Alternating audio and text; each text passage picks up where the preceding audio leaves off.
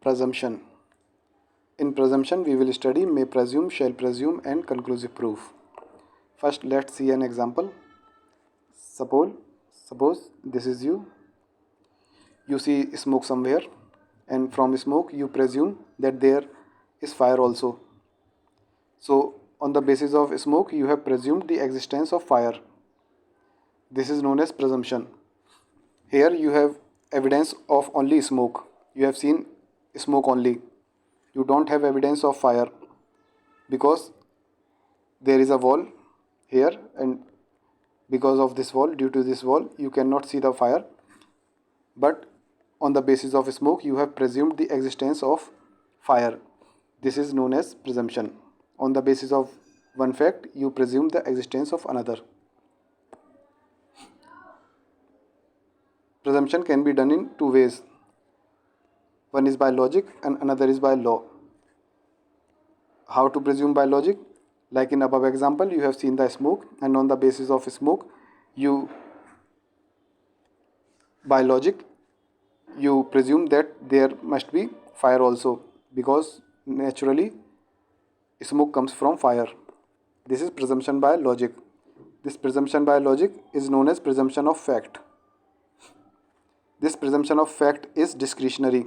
It is up to the court. The court has choice whether to presume or not presume. The court may presume or the court may call for proof of it. The court will not presume. It will say to prove it you have to submit the proof. In presumption of fact, there comes the expression may presume. The word may indicates that the court has discretion, that either it may presume or it may call for proof of it.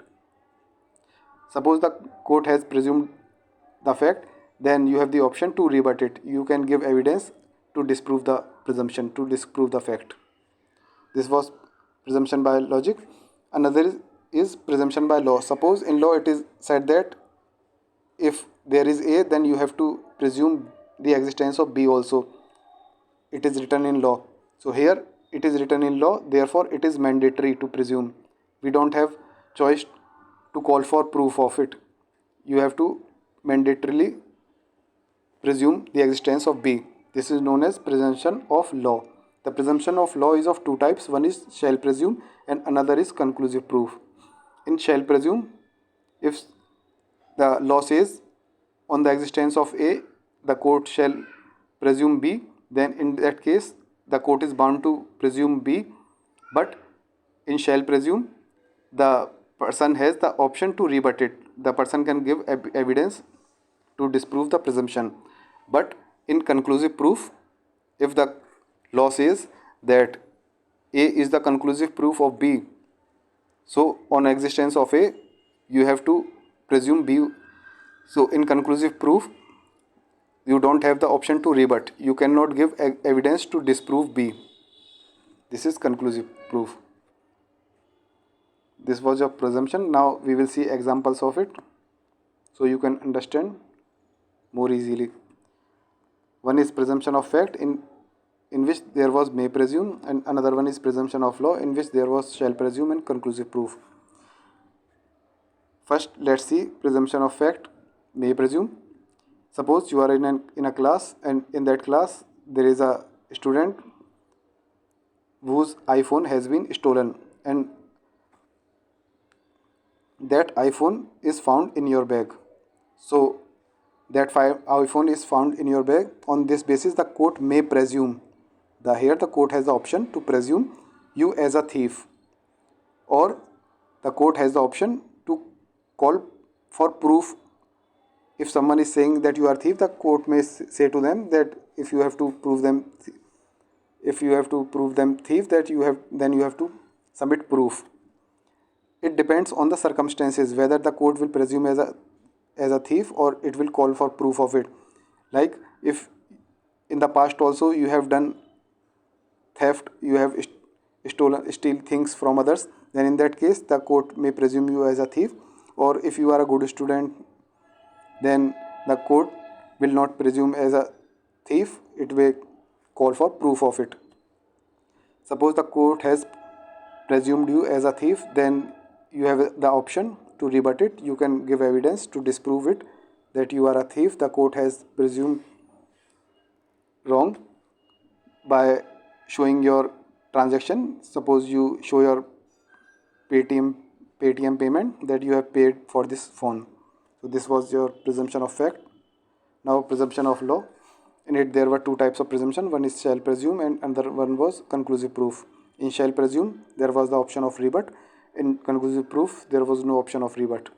First we will see shall presume, its example. Suppose a lady dies and the lawyer of the lady shows in the court that before the death of the lady, her husband committed cruelty on her. He harassed her for dowry. Then on that basis, the court shall presume that that person, the husband, has committed the dowry death of this lady. It is by law that the court shall presume. The court is bounded. The court don't have option to presume or not presume. Here the court is bounded to presume that the person has committed the dowry death. But here the person has the option to rebut it. He can disprove this presumption by giving evidence. But there is another condition in which no evidence can be given. It is conclusive proof. Now we will see the example of conclusive proof. Suppose there is a child and this child has committed a crime.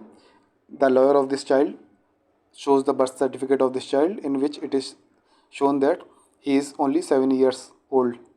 Then on the basis of this birth certificate, on the basis of this evidence, this birth certificate is the conclusive proof that this child is innocent. By law, it is the conclusive proof that he is innocent. It is final that he is innocent. No one can rebut it. There is no rebuttal. You cannot rebut it. You cannot give evidence to disprove that he is not innocent. Here it is conclusive proof, so it is final. So this was your presumption of fact and presumption of law. Now we will see the theory portion. Presumption. Presumption is not defined in the act. The general meaning is, on proof of one fact, court presumes the existence of other fact. No need of evidence to prove it.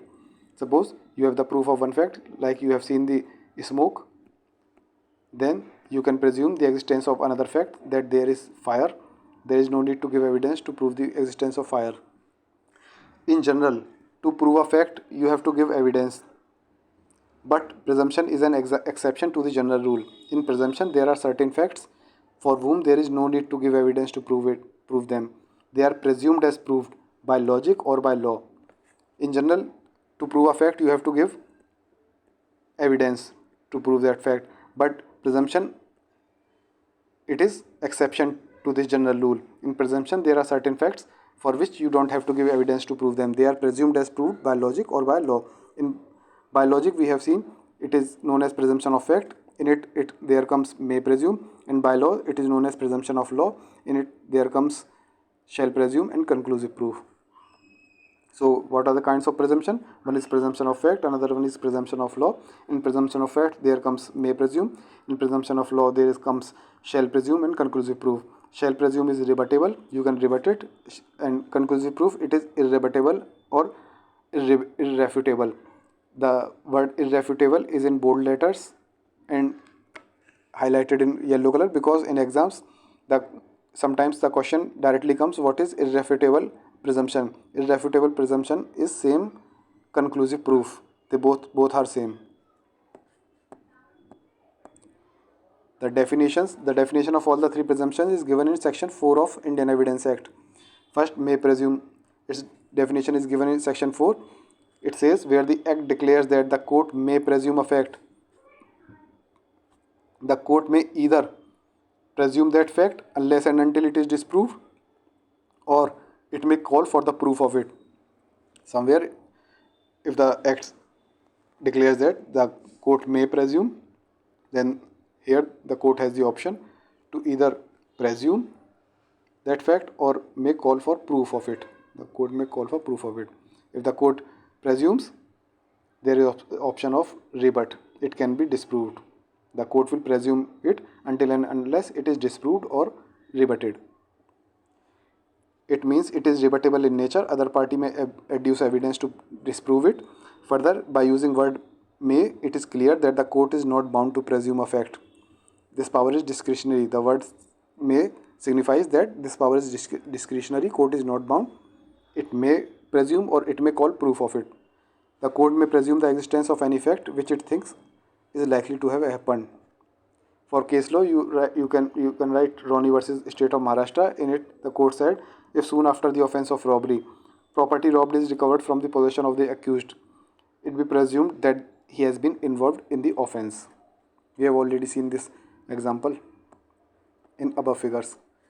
Next one is shall presume. It is rebuttable. Section 4 says where the act declares that the court shall presume a fact, the court shall presume that fact unless and until it is disproved. Suppose somewhere it is written shall presume, then the court have to presume it. There is no option, no discretion to call proof of it. There is no discretion. The court has to presume until and unless it is disproved. That is, until and unless there is a rebuttal, there is evidence to disprove it. By using the word shall, no room for discretion is left to the court. It is mandatory for the court to presume that fact. However, such presumption can be rebutted by the other party by adducing evidences. This word unless and until it is disproved, it signifies that the other party can rebut it by giving evidence. For example, we have seen where the question is whether a person committed dowry death of a woman, the court shall presume that such person has caused the death. If it is shown that soon before her death she was subjected to cruelty and harassment for or in connection with any demand for dowry. If it is shown that the person has harassed her or committed cruelty on her in connection with dowry, then the court shall presume that the person has caused the death, dowry death. For case law, you can write Hardan Mahata versus Duku Mahata. In this, the court said where the expression court shall presume is used, in that event, court has no discretion. It has to regard such fact as proved, unless and until it is disproved. Last one is conclusive proof. It is irrebuttable or irrefutable. Irrebuttable or irrefutable. Section 4 says when one fact is declared by this act to be conclusive proof of another, the court shall, on the proof of the one fact, regard the other as proved and shall not allow evidence to be given for the purpose of disproving it. If the law says that A is conclusive proof of B, like in example we have seen, if the lawyer shows the evidence of birth certificate that the child is 7 years of age, then it is the conclusive proof that the child is innocent and no one can rebut it. No evidence can be given to disprove this. Thus, once presumption is made, it cannot be rebutted by the other party. The latter will be barred to adduce evidence to the contrary. For case law, you can write Queen versus Lukhini Agradinini. In it, the court said mere evidence of age would be conclusive proof of the innocence of the child. This was your may presume, shall presume and conclusive proof. The PDF of the notes of Indian Evidence Act, they are available at www.lockup.com website.